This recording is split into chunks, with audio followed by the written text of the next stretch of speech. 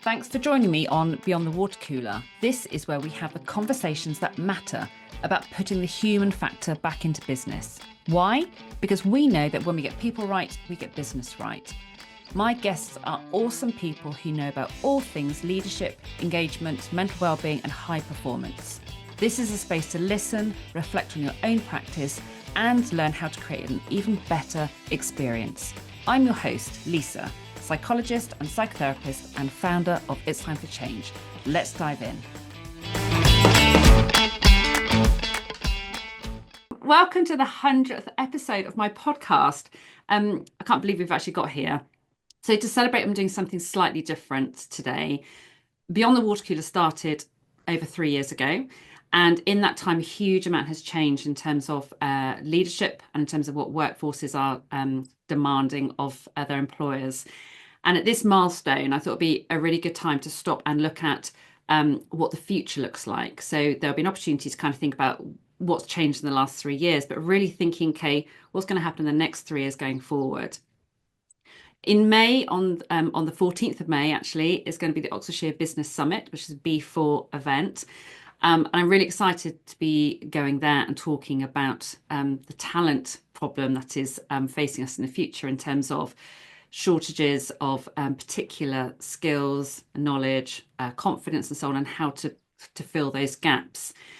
And what I really wanted to do today is to bring 3 guests to join me to talk about what that looks like in their organisation, in their industry. And you're often quite different industries, which will be a really good conversation. So let's start by introducing the people who are sitting with me now. So we have got Jamie Purcell, who is Director of Sales at Le Manoir or Quat'Saisons at a Belmont Hotel. Have I pronounced that right, Jamie? Yes, yeah, that was very good, actually. Yeah. Okay, thank you. We've got Crissie Gizzi. Have I pronounced your surname right? Yeah. Excellent. He's a Senior Business Development Manager at Morgan Sindall. And we've got Sarah Foster, who's Managing Partner at Freeths Oxford.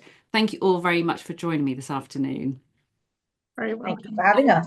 Yeah. We know that now, in terms of where organisations are at, their leadership is expected to be authentic. It's expected to be sort of very resilient, very good at kind of digital sort of fluency, and very good at listening to their workforce and putting their needs first.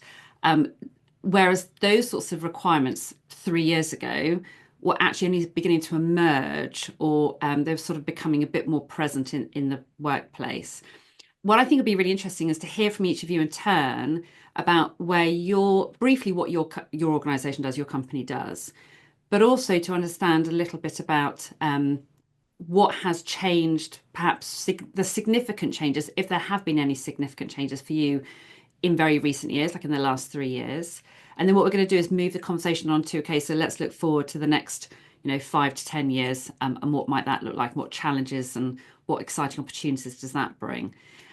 So Sarah, shall we kick off with you? You're top of my screen. So let's start by just hearing a little bit about what Freeths is all about and what changes have happened for you. Yeah, certainly. So Freeths, we are a national full-service law firm. We have 13 offices across England and Scotland. Scotland was only in the last year or so that's been one of our changes, that we've actually moved away from England. Mm-hmm. So in terms of our size, obviously we're a national law firm. We're about, we've just finished a financial year, about £160 million turnover business. We've got about 1,200 members of staff. So it's pretty sizable, but it's growing all of the time. In terms of what we've been doing over the last few years, I've already just mentioned we've opened new offices. We're continuing to do that. We've grown. It's been pretty successful time for us over the last 3 or 4 years. So things are looking really positive at the moment, but you're right to say that you're never quite sure what's coming around the corner. But and obviously, law is a particular sector that has particular challenges, which we may come on to. Yeah, Thank you very much, Sarah. What about Jamie for you? Yes, no, I mean, I'm based at Le Manoir, as you mentioned. So Le Manoir's a um, Bellman property now. It's 32 bedrooms with a 2 Michelin star restaurant, garden school, cookery school, and beautiful gardens as well. So it was founded by Raymond Blanc 41 years ago, but became a Bellman hotel, and Bellman have also recently been acquired by LVMH. So the sort of chapters are advancing with Le Manoir, and it's exciting now to see where we're going next with this sort of support behind us. But yeah, we still have the values and the core that Raymond started, and he's still a big part of the hotel as we progress. Brilliant. Thanks, Jamie. And Crissie? So I am responsible for driving growth and overseeing sustainability value for Morgan Sindall Construction. We are a national construction business, part of the Morgan Sindall Group. We've got a group of companies under the group umbrella. We specifically deliver buildings for customers across multiple sectors.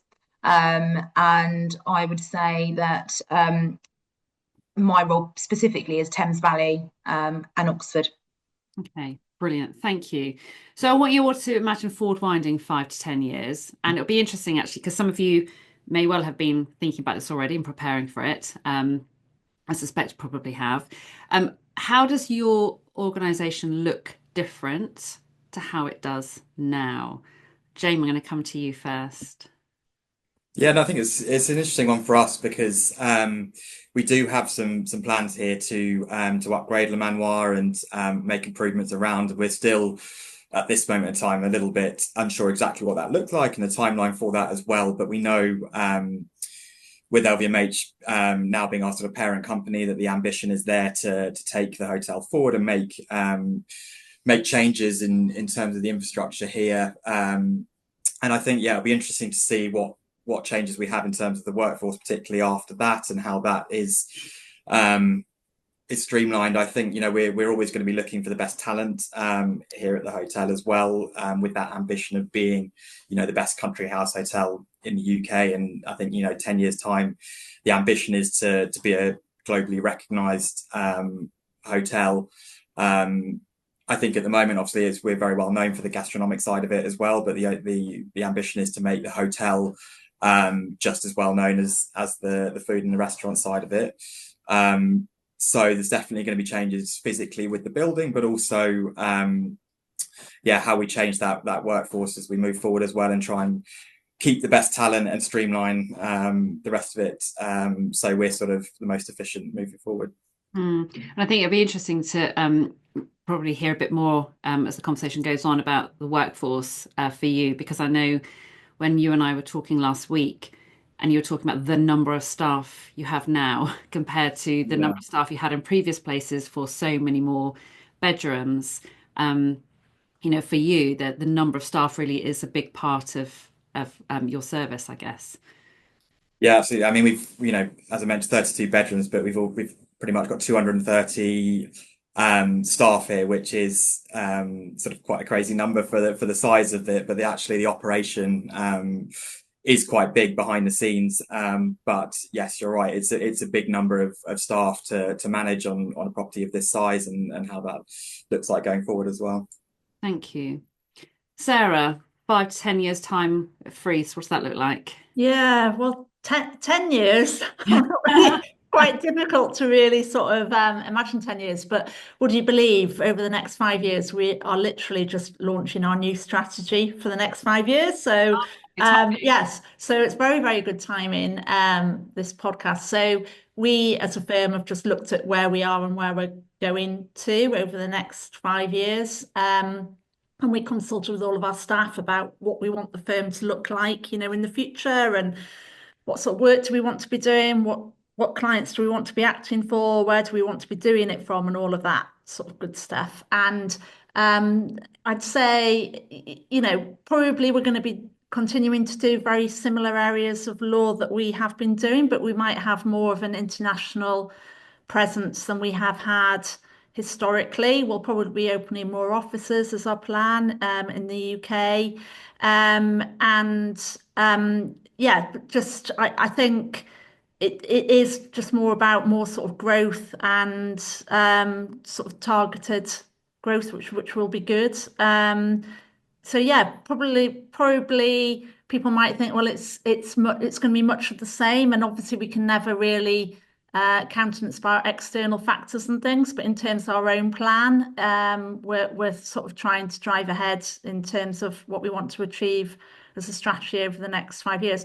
I mean, the plan is to keep growing sort of by double-digit growth every year, but that's going to be quite tough to do, although we have been doing it over the last few years. But I think for us, we've mentioned about staff. I mean, recruitment is always quite difficult, I think. I'm based in Oxford, and I think being in Oxford, it's quite difficult sometimes competing with London and Bristol and various other places in terms of getting, those lawyers that we need to do the work for us. But yeah, no, apart from that, sort of really exciting over the next 5 years. As I say, next 10 years, not really quite sure yet. Ask me 5 years' time. Exactly right. Exactly. Yeah. What I really liked there, Sarah, is you saying about the fact you've consulted people, you've consulted the workforce around what they want and what they see the company. Go on, you can say something else. Yeah, well, I was just going to say, I think, we won't be alone in this, but we're getting a lot better in terms of thinking about, succession. And this isn't like just my firm, it has to be, it's for our staff and it's their business in the future. So it's all about, certainly over 10 years' time. I don't know what I'll be doing in 10 years' time, but, it's about sort of making sure that it's not us making all of those decisions. It's making sure that we're consulting with other people so that it's providing that sort of work environment that people want and that we're doing what our staff want us to be doing. Yeah, exactly. So lots of good stuff. I mean, I suppose in law, and I don't know whether this applies equally to Jamie, or maybe not, but there's quite a lot of obviously we need to keep up to date with all the technological advances and AI, and there's a lot of talk about law products, and whether you can standardize everything, which I think a lot of people do get quite nervous about. But I think fundamentally law is very much a people business. So I'm very much reassured that I think in 5 years' time it will still be people working for people and having those human relationships so that we continue to be successful as a business. I think the AI conversation is a really interesting one, and I know that there's going to be some conversations around that at the Oxfordshire Business Summit, because it's a huge part of the future. And Jamie, you and I were talking about this briefly last week in terms of how does that come to play when you're in an industry such as yours. And I really like what you just said, Sarah, about recognizing that there are certain skills and certain needs that are basically human. And I think that's where the emotional intelligence, that's where the relationships, that's where all that comes into play. And yes, we use AI to support us, but fundamentally as humans, we need to make sure that we know how to be good human beings in a workplace, which sometimes is kind of being pushed aside, I think, in terms of workload and feeling the pressure, and actually it brings out the worst characteristics of people when they're under high stress. But hopefully by blending AI and people skills, we'll get the best in the future. Crissie, you're nodding as well there. So tell me about I just think how do you connect people and AI? I mean, I think for us, I think the next generation entering our industry will be the most diverse, tech savvy, but also value based generation to enter the industry. In terms of preparing that and really thinking about what we need to do and how we prepare. So, I mean, for some time now, we've been really working on diversity and inclusion, really trying to make a difference with the skills gap in terms of visiting schools and communities and getting as involved as possible as we can with really trying to get that diverse culture into the business. Training line managers really, because I think actually now line management is a thing of the past. It's more of a coaching role now for a lot of the people that we see coming up through the ranks, if you like. I think what Sarah said about succession planning is absolutely key. You know, we've been growing as a business over the last 7 years. And one of the key things that people really enjoy about working for Morgan Sindall Construction is the culture of our business. So we've really worked hard to understand how we can keep that culture and embed it. And I think succession planning and how you can continue that culture through the people that will be the next leaders of the business is also really important. And that sits all separately to the significant, I think, digitization and sort of sustainability integration, I guess, that we see in our construction and property industry as well. You know, a heavier adoption of AI and smart tech. You know, that's great for the young people that are good at it, but what about the mid to end career people that might struggle with reskilling themselves and getting used to that and making sure that they're not left out as well? So I think it's a really exciting time, but there's a lot of thought and work that has to go into future-proofing businesses at the moment. I think you're right. It's really exciting, but it is challenging when you think about the spectrum of needs in terms of people who kind of live and breathe the latest technology, and then you've got other people who fear it because they're just not familiar with it, and it's how you bridge that gap and you make work a safe experience for everyone to do well. Sarah, were you going to say something for that? No, well, yeah, I was thinking about myself personally sometimes at home, asking the children how to turn on the TV. But I think a lot of that's about like learning and development and, you know, making sure that companies are investing in all of that so that people do feel comfortable about new skills that they have to have going forwards. And so it's something, it's certainly an area that we're continuing to invest in and just making sure that people feel comfortable. And also just, if you're not sure about something, being happy to ask, you know, having that culture and environment where people don't feel scared or nervous about asking what they think is a silly question, because there's never any silly questions, are there? And Yeah. Well, and again, Jamie and I were talking about this briefly last week when we were talking about, say, psychological safety, and you were explaining, Jamie, I think I got this right, that actually you're sort of in the kitchens is quite a different environment at Le Manoir in terms of people feeling, you know, relationships are really positive and people can speak up, and it's quite calm compared to I think these days that you might see where people are sort of shouting and swearing and everything else. No, exactly. I think, stereotypically a kitchen, especially maybe 10 years ago more than today, it was quite a boisterous place where, there would be quite a bit of shouting and swearing and things like this, just as part of the culture. But I think culture generally is a big thing for us here, and it comes from the top, and it has to filter down. But that environment of everyone feeling comfortable, like you said, there's no stupid question. Everyone can be themselves, and there's no sort of animosity or judgment in that sense. And I think, just going back to the sort of AI topic as well, I mean, for us here at a hotel, hospitality is obviously a very people-focused industry, like Sarah was mentioning as well for hers, but we still need to embrace it. We can't just go, okay, well, we're dealing with people, so we don't want the technology. But to use a couple of hospitality terminology, our AI mainly at the moment is back of house. So it's making our systems and our behind the scenes as efficient as possible, but actually that then plays into when we are front of house and customer focused and guest focused, that it is very much the personal human connection that you need for that, because service is one of the things we pride ourselves on here, and that doesn't come from iPads and technology. That comes from genuine curiosity, genuine kindness from the team members here to our guests, and I don't think that I don't think that can be replaced by technology. So I think it may be AI may be a bigger topic and subject, but I think it's interesting to touch on it, and with the training side of that as well, that the people who are here existing, like the mid to end of their career, people are still, we still need to include them. So we do put on courses here, internal training. We do have a great HR team that puts training as a priority for new starters, but also for people not to feel like they're getting left behind here as well, because it's important that we're all singing off the same hymn sheet. I think we can learn a lot from the hospitality industry. It's a conversation that we quite regularly have.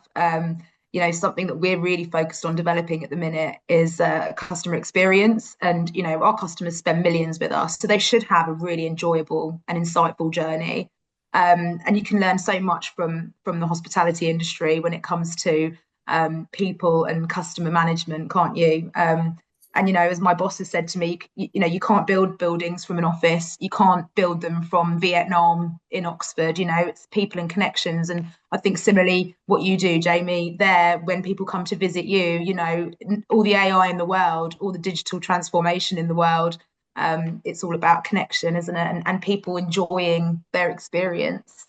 Yeah, no, absolutely. I 100% agree. And I think, learning from other industries is really important. We've actually started trying to do it more here as well, where we've had one retail company, one other one, where they actually want to learn some of the skills from hospitality, like you said, the customer service, but then there's obviously things we can learn from other industries as well. And I love that sort of cross-pollination and learning from each other. I like the openness of that thinking that you both just described, because again, going back 5 years, people seem to be much more sort of sitting there in silos, and we want to recruit within our industry. And you've got to have had goodness knows how much experience in our industry to be able to come into our company. And actually now I see much more of a kind of open mindset to looking at the right person who fits the culture and who has maybe the right people skills, knowing that you can learn specific aspects. Obviously law is going to be different, you need to know law as well, but actually getting the right person for that culture. Yeah, but interestingly, Jamie, because you mentioned about people being curious about other people, and to be honest, I think that's what makes one of the best lawyers, is if you're curious about your client and it's not just about, I needed to buy a property for me. Actually, you find out about that client and what they do and what their hobby, do you know what I mean? All that really personal, good stuff. It just sort of really then helps all of that relationship. And I think that's what makes the best sort of lawyer. Yeah, you need the technical skills, but it only goes so far, and you do need all of that personal.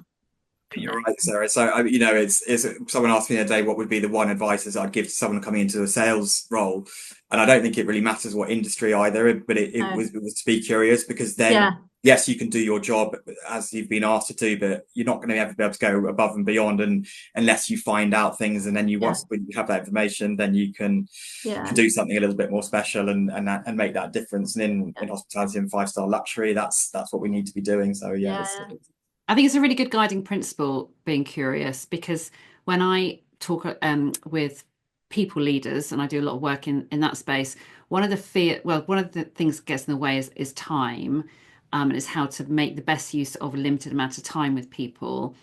And the second thing is often about, I don't know what necessarily to say or to ask, or what if, and it's this kind of, there's always potential. If I ask about this, I'm not sure what's going to happen next, where the conversation's going to go. And I always just start with the basis of just be curious, because if you're just curious, what you're doing is asking questions, and then the other person will talk, and it communicates so much in terms of the empathy, the time to build that relationship, your care for that person. It speaks volumes, and you don't have to know anything about the particular topic. You just got to be curious and interested enough to ask. So I love that. Yeah. What, Crissie, what are you most worried about as you think kind of forward for the next sort of, okay, let's limit to 5 years. What are you most concerned about for people in So I think well-being and mental health is a really key topic for us. I think well-being, when the buzzword came out, was a buzzword. It was a nice to have, in fact, I think it might have been an insurance tick box that came from America many years ago. But now actually it's really fundamental to sustain a workforce. And I think that mental health, resistance to change, and resilience is a huge challenge in our industry. And I think that being future fit isn't necessarily about chasing trends, really. It's about embedding that resilience and adaptability, giving people purpose. And they're really the sort of things that I guess I probably worry about the most. We can't predict every change or what's going to happen in 10 years' time. But I think if we can prepare people to be resilient and adaptable and embed well-being into the culture that we have as much as possible, I think you can always stay ahead. Do you have, Crissie, do you have ideas, or do you have thoughts at the moment plans at the moment around how you're supporting people to be more resilient? You know, so you're identifying that that is potentially a challenge. Yeah. Got plans to sort of think about making sure that people are resilient enough to deal with the unknown, the uncertainty? Yeah, so we, I think that our appraisal system is just a process. I don't think it's necessarily the right touch point just to use an appraisal system to support your staff. So, we've set up a mentoring platform that we've opened to everybody across the business. We have training for our line managers around coaching and how to support people's careers and goals. We've got leadership training, which I'm actually taking part in at the moment, which is about how I would, drive and embed the culture of the business in the future, and actually what leaders are really about. It's not about hierarchy. It really is about working with people and understanding people and how you drive a business forward, putting people first. So they're just some of the few things that we do.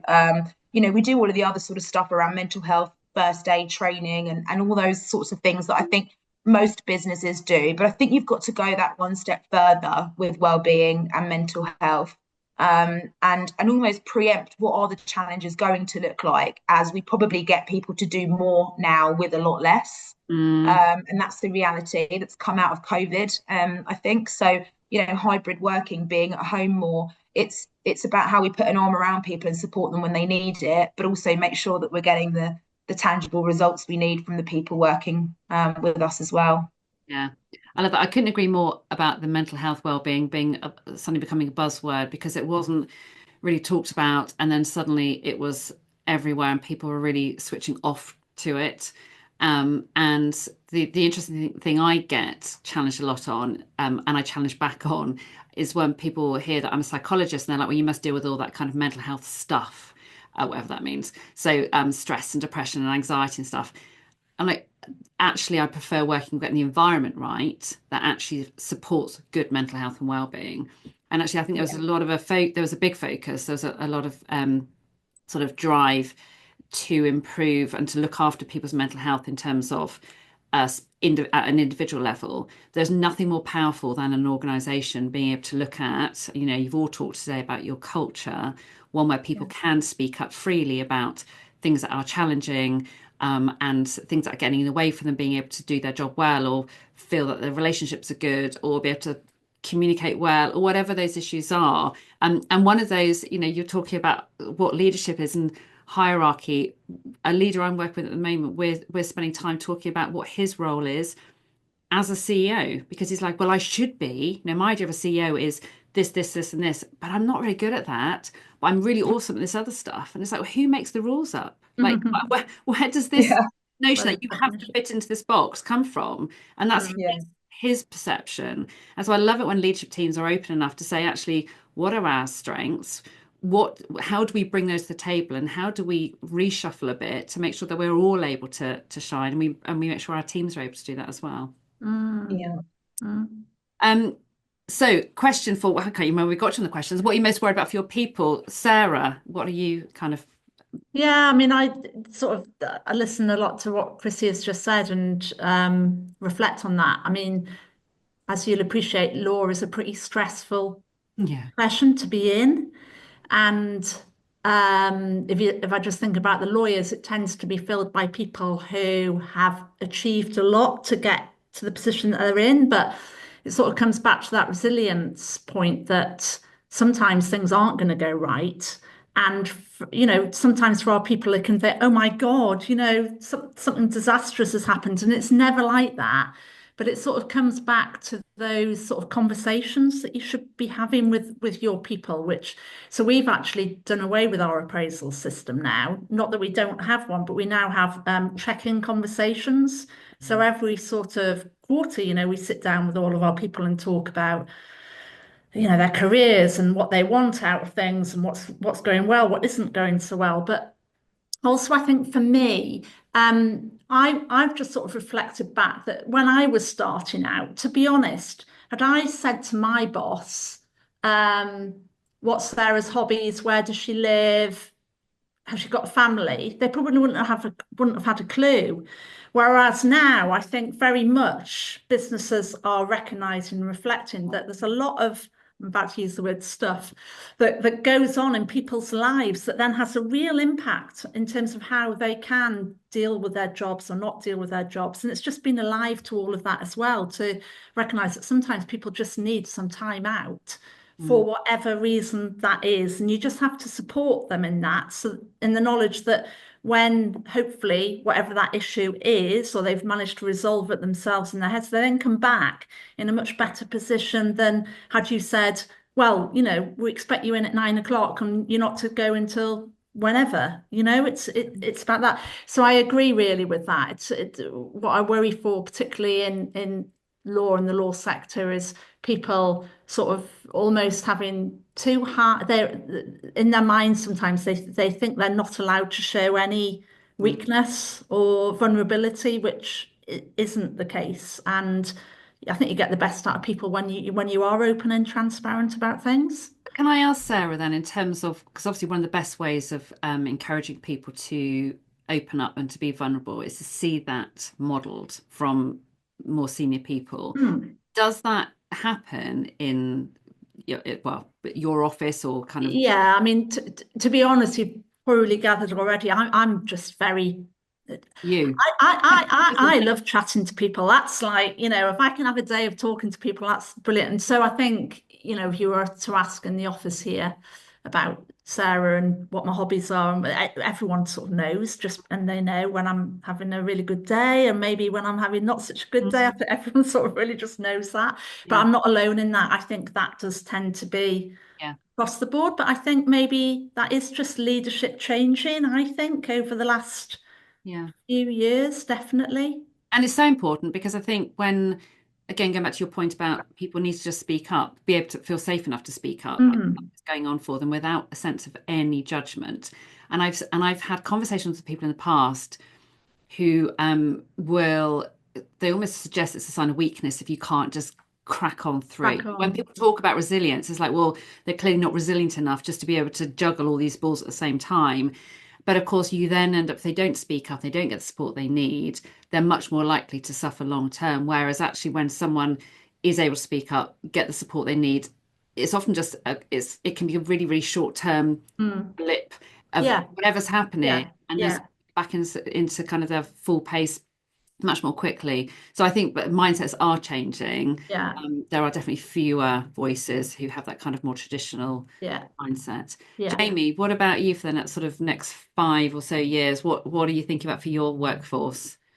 I think it's interesting. I think a lot of hospitality used to be quite a sort of, you think of it as quite a safe industry. People are always going to want to travel, always going to want to dine out and things like that. And obviously, when COVID happened, that was a bit of a sort of reality check that actually we're not immune to all the factors out there. And it's also factors like, you know, we are a luxury 5-star hotel. We are, you know, to most people, a special occasion, or it is a luxury to be able to go and do this. It's not a necessity.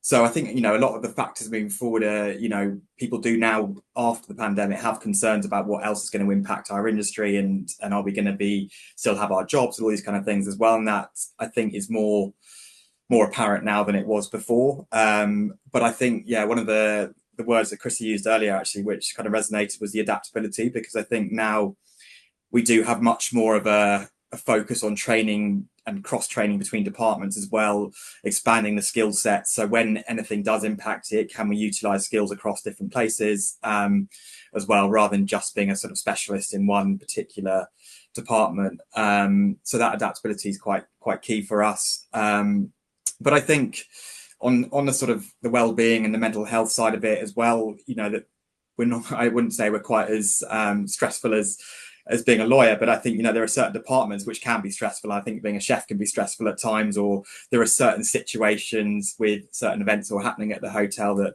do have that. I think I always try and encourage people in my team, even the manager in my team, you know, the one-to-ones that we have weekly one-to-ones, and it's not just in my department, but across the board. I try and emphasize they're not necessarily for the manager. So, you know, people pushing them going, oh, well, I'm too busy, I'll do it in a couple of weeks' time.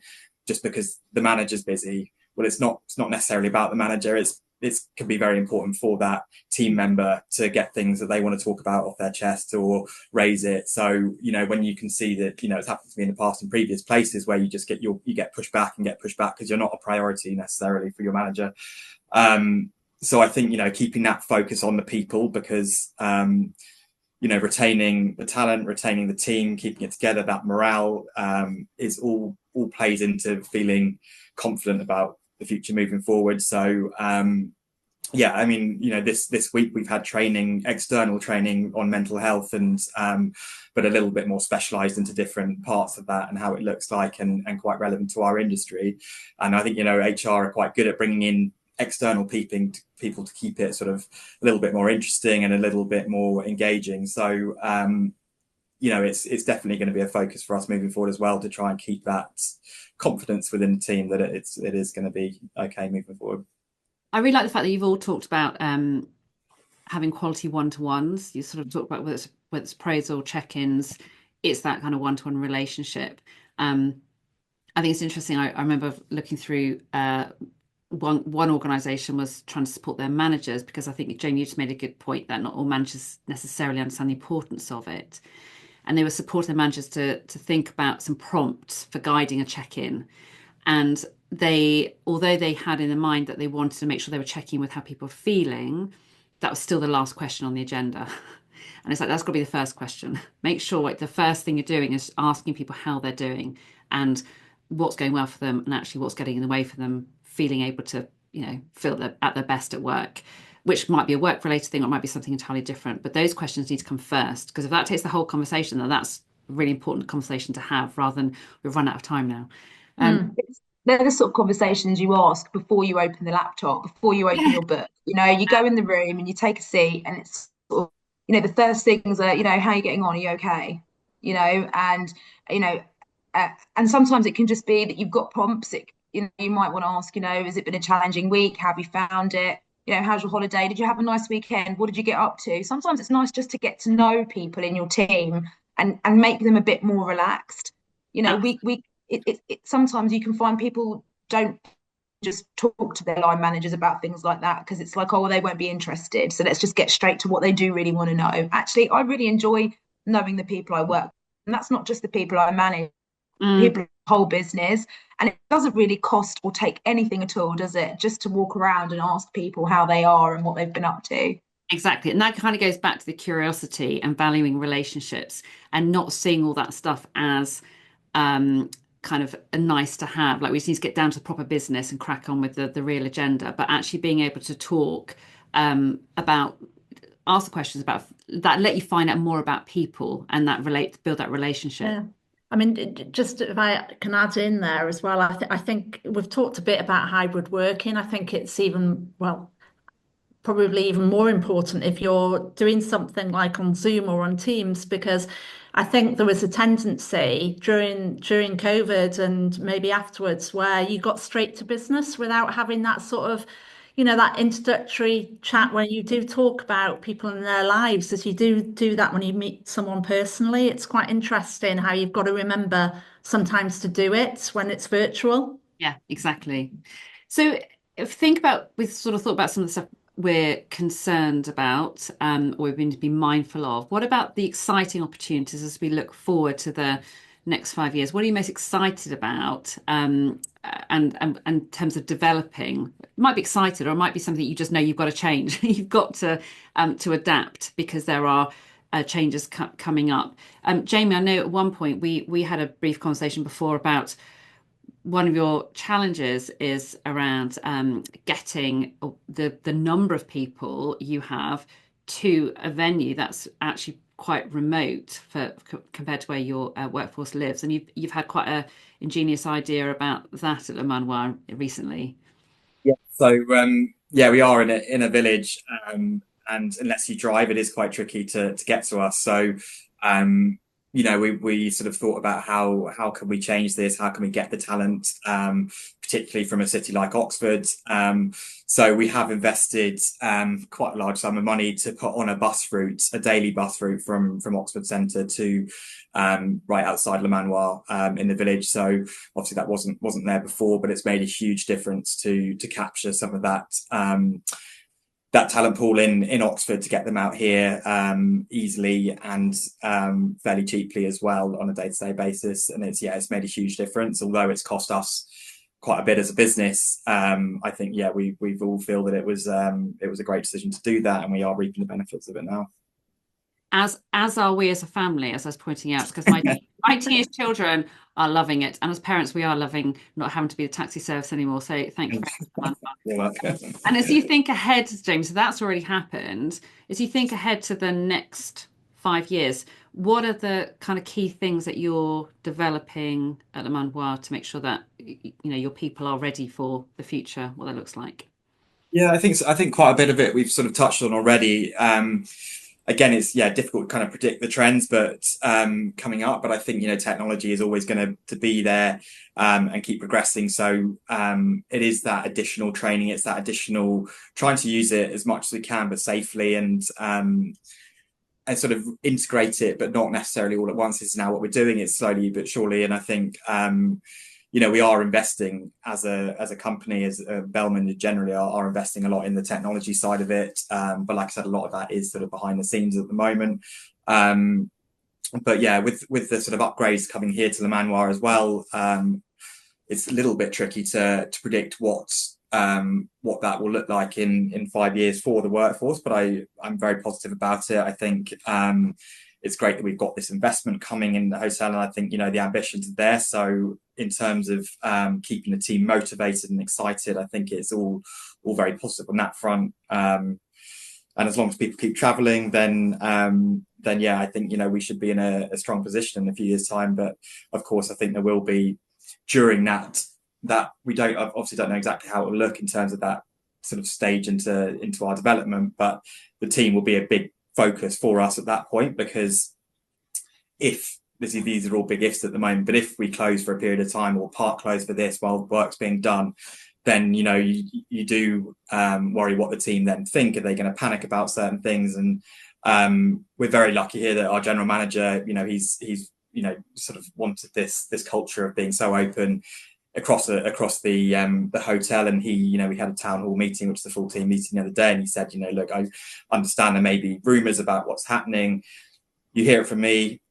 I don't know at the moment what exactly has happened, but when you do, you will hear it straight away from me, and has been very open and very transparent about that. And I think that did reassure a lot of people that nothing's sort of being hidden in things, in that sense that when we have information, it will be shared, and I know that the team will be a huge consideration as part of that, because we wouldn't really have a hotel without the team that are here. So that will throw up some challenges, I'm sure, but I think more on the sense of what people hearing or thinking, and rumours and things like that are more of the concern than actually what we have as a plan at the moment for the team.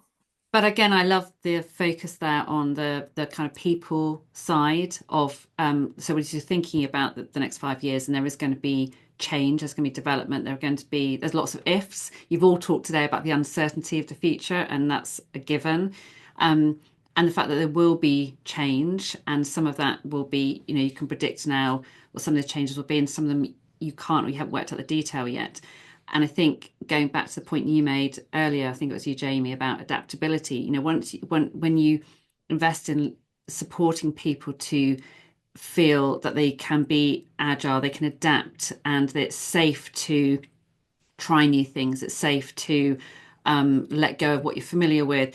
But that comes back to, again, good leadership and good, that's a great example about calling a town hall and talking about, I want to hear the questions, or I've heard these rumours and I want to give you the information, be very transparent. But again, leadership of change is something that people tend not to invest so much thought into as kind of more practical processes and resources. They're like, we're at A here, we want to get to C in the future. How do we manage that with all our technology and our processes? And they forget that the bit in the middle, the B, is the people. And actually, we need to make sure that people know why we're changing, know why we might be part closing, or know why certain information is being communicated and certain information isn't, and know what to do if people have got concerns or hearing rumours, and all that sort of that side of leading it. But often, again, that's an area that I see people don't invest enough time or effort into thinking about how to upskill leaders and managers to feel confident in communicating and leading their teams through that. I don't know if Sarah or Crissie, you've had any sort of experience of leading change or thinking about that in your organisations. Yeah, we've literally been through a huge period of change in our business unit over the last 7 years, where we only worked and really sort of serviced one particular customer when I first joined in 2018. And now we work across a range of sectors and a range of customers. And with that kind of growth comes, change and making sure, like we've talked about, that people are able to adapt and problem solve. And, I think that for me, that's what innovation is really. It's problem solving, and it's sort of when sort of creative thinking, I guess, meets, impact, and, how then do keep everybody abreast of those changes and what the focus is and how we want to move forward. I mean, very similarly to what Jamie said, we hold staff briefings very regularly. We don't hold back what the business plan looks like or where we're really thinking about heading as a business. We want everybody's noses pointing in the same direction, and we all know where we're going and where we're headed, and we're doing that as a team. And I think that's really important. And again, as Jamie said, we're nothing without our people. So without the people that work across the business, we couldn't operate. So we really do need to make sure that we think about them first. We develop a lot of areas of our business around innovation, digitization, management of quality, customer experience. But again, we can write all the strategy in the world, but we've got people that need to deliver it. So if you can get your teams on board, then like I mentioned earlier, create that adaptability, then you can stay ahead and future proof. Sarah, what about you? Yeah, no, well, I agree with all of that. I mean, I've talked about the fact we've just literally launched our new strategy last month. So we're just in the process now of actually going around each of the offices to really engage with all of our staff again. So we consulted, but now it's about the delivery and the implementation of that plan. So it is change, but it's all change hopefully for the good. And so long as everyone buys into that, then it's obviously going to have the outcome that we all want. But the other thing I just wanted to talk about in terms of, excitement looking forwards is we very much recognise now that people want to give back a lot to the community. It's not just, you don't just come to work to just do your job and get paid. People really want to invest their time and energies into supporting various community initiatives and, environmental things and all of that. And, we're sort of a B Corps now. So we're very much always thinking about what else can we do in that space as well, because we know it's really, really important to our people. And also in terms of recruitment, people look at that sort of thing as well. They don't just want you to be thinking of you're just a law firm. What else are you doing actually for the benefit of, everyone going forward? So I think that's really important as well. And I think that's what we're excited about, just in a similar way to Jamie. So we're supporting now, you've probably heard about the Cowley line, the branch line, similar sort of thing. We're on the Oxford Business Park and it's been talked about for years, but there's a definite now movement to make sure that that happens. And so we're supporting with that, which again, our people would just expect us to do, to make that, we don't want people driving and all of that sort of stuff. So yeah, I think that's really important as well. Another thing I just wanted to just mention in terms of what I'm excited about, as I mentioned earlier about the next generation entering our industry being really diverse, I think we've put a lot of work, as I know other businesses do, into diversity and inclusion. And I'm really excited about that bearing fruit. I'm really excited about closing the gap between male and female, between, by having a more diverse ethnic workforce, by having a generation of more fresh thinking and diverse people leading our industry. That really excites me, and we put a lot of work into trying to make sure that happens and that we're supporting people to get into our industry, and then actually how can we support them to have a really long-term career. And equally, we realise that sometimes it's not just, for example, bringing women into the construction industry, it's retaining them. So now, that whole importance around hybrid working, having a more agile, flexible working place for people. I'm excited about that too, because I think not only are we attracting a more diverse workforce, but I think we're retaining them as well. And that's just for the better in the future. So I think in 10 years, that will be a great change to see. Such an important point about the retention, because a lot of people kind of go, well, we've ticked the box, we've recruited all these people, and you're like, but actually, how long do they stay? Because that really reflects your culture, and you can see your excitement coming through, Crissie, as you're talking about that, which is brilliant. Yeah, because it don't, on the D&I space, it's about, you can get in, but then how do you get on? And it's all about supporting people through that journey to make sure that it's all equal opportunities for everyone as they're getting on through their careers, definitely. Yeah. Just to add on that as well, I think it's a very good point, especially, with the male, female, and perhaps someone goes on maternity leave, when they come back, they've got children, like, the childcare thing. And I think historically, hospitality hadn't necessarily been the most flexible industry in that sense. But I think, what's been positive is I have seen that change over the last 5 years, definitely, but probably a bit longer, that we are being a little bit more flexible in terms of trying to work around when the people need to pick up their children from school or nursery, or around their childcare generally. Because that was a problem, that we were losing a lot of women in the industry because they were having children and then they weren't being able to come back because it wasn't flexible enough at their work to do it. So, very positive to see that change. And as Crissie said, hopefully a lot more change in that direction as well. But don't you think as well, it's good that dads are now permitted, allowed, it's something, it's not just the women now, it's not just the mums. I mean, I think it's great that, there are more dads now picking up children from school or nursery or whatever it is. I think that's really positive. And that can only be because businesses are being more flexible and adaptable, and just recognizing that there is that need, I think, going forward. Recognizing what's important to your workforce, and values. And I also love you kind of mentioned it so quickly in passing, so I just need to come back to it. The B Corp status, because aren't you you're the first law firm well, we're the biggest law firm so the top 50, we're the only one to have it, and obviously it took a lot of investment and effort, and we're desperate now because you have to then be reaccredited and everything, but it just keeps you on your toes the whole time in terms of the various elements of that, and what you have to do. But it is a big thing for us. Thank you so much. So I'm just aware of time, and we're kind of running out of time rapidly. So I want to just finish by asking you all for one question, which essentially is, what's the one thing you would urge all leaders or people leaders to do going forward to make sure that workforce can thrive, they can perform at their best, and they really engage and stay in your organisation longer term? So what's the one piece of advice that you would give everyone? And I don't mind who wants to kick off.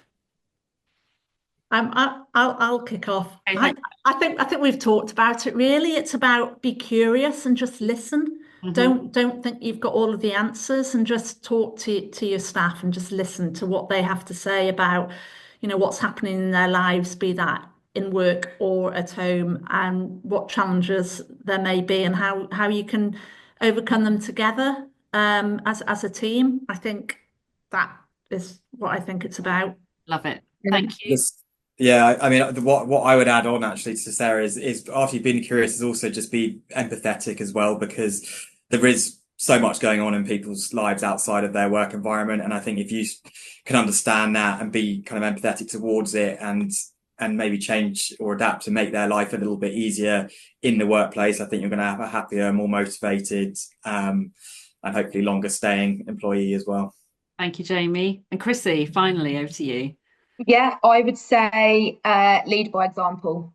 That's probably for me, take responsibility, stay curious and open-minded.